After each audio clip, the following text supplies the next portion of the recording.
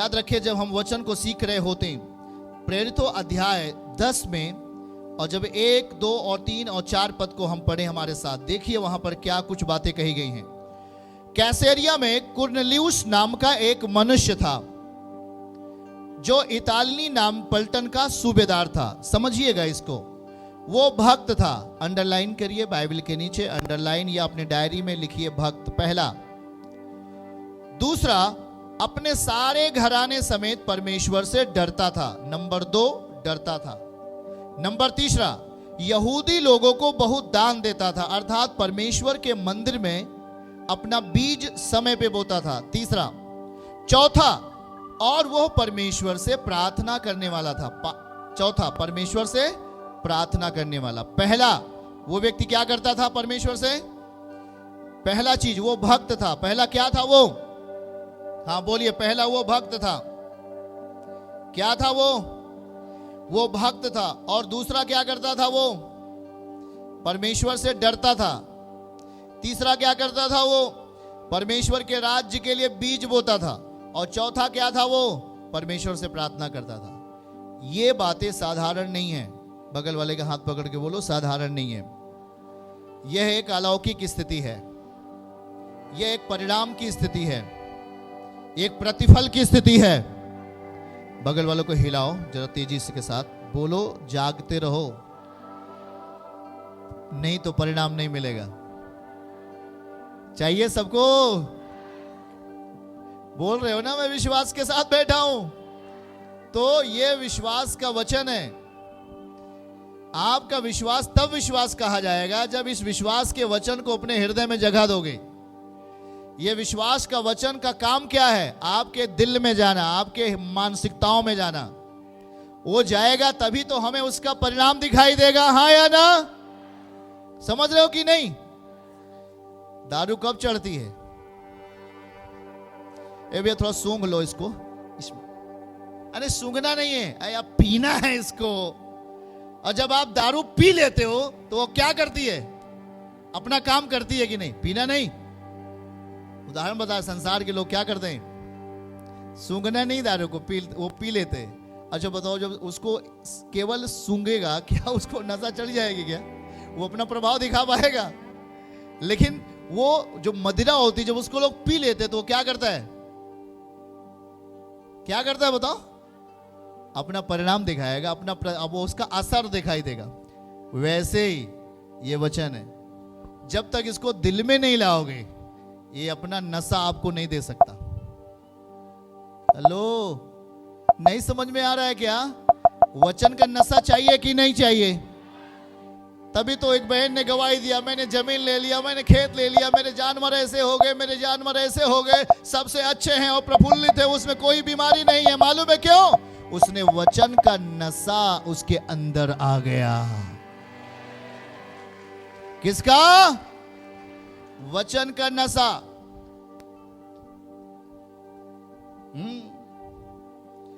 हम वो नशा करते हैं, हम गिरते नहीं हैं। हम जो नशा करते हैं ये हमारे लिए आशीषों का द्वार खोल देता है यीशु के नाम में। तभी तो विश्वास योग्यता साबित होगी, तभी तो फलाने विश्वास योग्यता में हैं, तभी तो समझ में आएगा ना कि हम कितनी विश्वास योग्यता में जी रहे हैं। हमारी जिंदगी में यह वचन का कोई जगह नहीं है। आप बोलते हो मैं विश्वास करता हूं, कुछ नहीं हो, उसका बल आप में नहीं काम करेगा।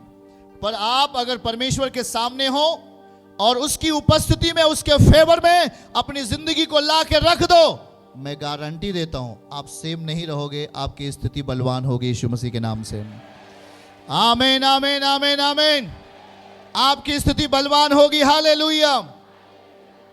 पहला वो भक्त था, कुरनेलियुस भक्त था, परमेश्वर से डरता था। तीसरा वो परमेश्वर के राज्य के लिए समय पर बीज बोता था, लिखा है। चौथा वो प्रार्थना करता था। और याद रखो, ये बातें आखिर में दो चीजों पे आकर रुकती है। आखिर में दो चीजों पे आकर रुकती है, हम उस चीज को देखेंगे।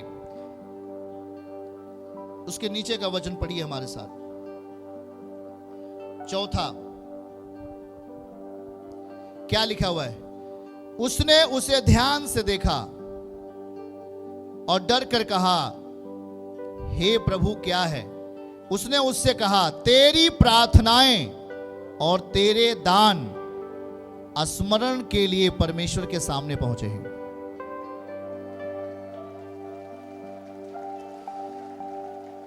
वैसे ताली बजाने से कोई फायदा तो है नहीं, वैसे ताली बजाने से फायदा नहीं, जो समझे वही ताली बजाए।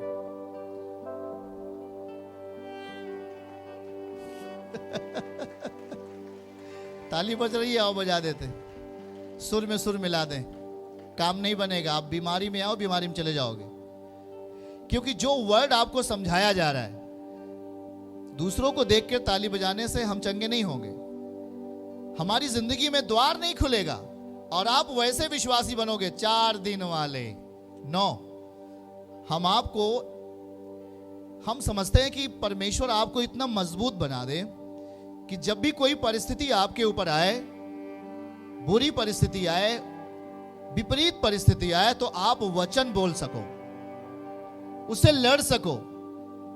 मैं देखता हूं केवल लोग रोते, समस्या आगे रो रहे, ठीक नहीं होगा, कैसे होगा, चर्च जा रहे थे, समझ में नहीं है क्या करें। अरे क्या बताया जा रहा था वहां पर? जो आपको वचन दे रहे थे, आपने उसको अपने जीवन में रखा ही नहीं। मैं अभी शुरुआत में आके बोला, ये स्रोत है चंगाई का, इसके द्वारा ही चंगाई मिलेगी। इसको सुनने से, इसको अपने जीवन में रखने से हमारा उद्धार होगा, हम छुटकारा पाएंगे। पर आपने नहीं ध्यान दिया। आपको ध्यान देना है। बगल वाले को बोलो, हाथ पकड़ के हमें ध्यान देना है। यह व्यक्ति कुरनेलियुस, ये एक रोमी व्यक्ति था। आप कल्पना नहीं कर सकते, उस जमाने में रोम के लोगों ने यीशु मसीह को सलीब पे चढ़ा दिया। रोमी शासकों ने यीशु मसीह को कहां चढ़ा दिया? आपके प्रभु को कहां चढ़ा दिया? पर याद रखो, उसी में रोमी शासक, एक जो सरदार है, पलटन का सरदार है, उसने अपने जीवन में परमेश्वर के वचन को छुआ, परमेश्वर के वचन को ग्रहण किया, और वो एक दोपहर प्रार्थना कर रहा था। उसी समय परमेश्वर का दूत उसके सामने प्रकट हो गया है। कोई कहानी नहीं है। हाथ पकड़ के बोलो बगल वालों को, कोई कहानी नहीं है, ये जिंदा खुदा का वचन है। जो सुने आज उसी के भीतर काम होने वाला है यीशु मसीह के नाम में। चाहते हो कि नहीं? और वो दुआ कर रहा था, अचानक परमेश्वर का दूत सामने आ गया। वो डर गया। भाई कोई अभी आपके सामने दूत आके खड़ा हो जाए तो आप डर जाओगे। मैं अपनी आज की ताजी रिपोर्ट आपको बता रहा हूं। मैं भोर में 12 बजे सोया, मतलब सुबह, रात में मैं 12 बजे सोया, और सुबह जब मुझे उठना था तो 2 चीज मेरे साथ हुआ। पहला, ये मेरी उंगली को किसी ने पकड़ा और मुझे उठा रहा है। दूसरा, वो मेरे हाथों को मिला करके उठा रहा है ऐसे। और मैं स्वप्न में जो देख रहा हूं, मैं पहली बार ऐसा स्वप्न देखा कि कोई मेरे हाथों को पकड़ करके ऐसे हाथों को भर करके हमें उठा रहा है सुबह। और मैं उठ के जब प्रार्थना में गया, मैं सोच रहा था, परमेश्वर आप महान हो, आप मुझसे इतना प्रेम करते हो। वाकई वो आपको प्रेयर करने के लिए भी उठाता है, अगर आप उससे कहोगे तो। आमीन बोलो, हालेलुया। उसी रीत से खुदावन का आत्मा, दूत जब उसके सामने प्रकट हुआ, दिख रहा था दूत, और उसने कहा, हे कुरनेलियुस, तेरी प्रार्थनाएं। पहला उसने कहा, तू भक्त है, तू परमेश्वर से डरता है, तू परमेश्वर के लिए दान देता है, तू प्रार्थना करता है, इसलिए तेरी प्रार्थनाएं और तेरे दान, 2 चीज 4 पद को दिखाइए। उसने ध्यान से देखकर कहा और डर कर कहा। वो डर गया, भाई परमेश्वर को दूत सामने आ जाएगा, आपसे कितना लंबा है, उसके वो चमकदार है, तो डरेंगे नहीं एक बार?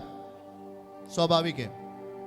हे प्रभु क्या है? उसने कहा, हमारे साथ बोलो, तेरी प्रार्थनाएं, तेरे दान, अर्थात बीज, स्मरण के लिए, मतलब याद के लिए परमेश्वर के सामने पहुंचे हैं। आपका दान और आपकी प्रार्थना किसके सामने गया है? ये सामान्य है, ये साधारण है। आप जो बीज बोते हो और आप जो प्रार्थना के साथ बीज बोते हो, वो दो चीजें किसके सामने जा रही हैं? और ये व्यक्ति उद्धार में नहीं था, याद रखना। ये व्यक्ति विश्वास करता था, पर उद्धार इसके जीवन में नहीं था, उद्धार की शक्ति का चलन नहीं था। लेकिन जब ये प्रार्थना कर रहा था तो परमेश्वर ने कहा कि तू जा और पतरस को लिवा के आ, जो चमड़े का धंधा करने वाले एक व्यक्ति के यहां रह रहा है, उसको लिवा के आ।